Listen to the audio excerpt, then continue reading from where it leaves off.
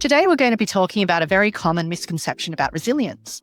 We hear the term resilience all the time: psychological resilience, organisational resilience, and in the water sector, we hear a lot about climate or infrastructure resilience. And it's interesting because people often think about this a very narrow way. I think a lot of people think of it as building stronger physical infrastructure to withstand extreme weather conditions. But that is just a small part of it. It is much more than that. Right, it's not just about building hazard defence or distancing ourselves from hazards with buffer zones. So what is climate resilience then?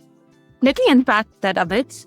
I believe climate resilience is actually about a system or community or organization's ability to anticipate what impacts will occur as a result of climate change, absorb the shocks that come while still continuing to live normally, recover quickly with minimal social and economic damage, and also to adapt from a government and planning perspective. What does improving resilience actually involve? Good question, Meena. This would require a lot of collaboration between all levels of government. So the federal government on standards, funding, insurance and data sharing, the state government for planning, infrastructure, emergency services and regulation, and local governments on land use, community resources and local assets. It needs planners, developers and utilities to work together using data to make evidence-based decisions around land use, flood planning, urban development, coastal protection and building standards. Meena, what else do you think needs to be part of this picture?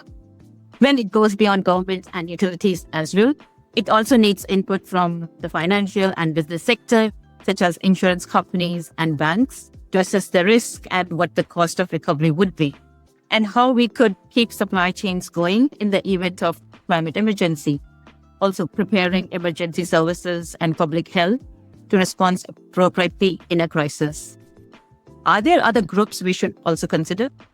Yeah, definitely. We haven't mentioned scientists and the community yet. It's crucial that utilities and governments engage with communities so they understand the scale and probability of climate risk and are able to help each other and help the more vulnerable people in their communities.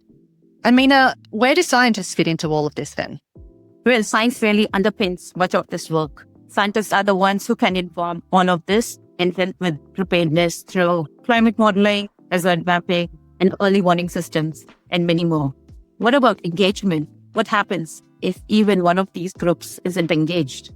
Well, without the engagement of any one of these groups, we would still remain vulnerable to the impacts of climate events such as floods, fires, or severe storms. So what's the key takeaway here? Well, I think climate resilience can only truly be achieved when sectors, governments, and communities work together. In short, climate resilience in the water sector is less about resisting the natural elements, but more about how we can keep society functioning when these events happen.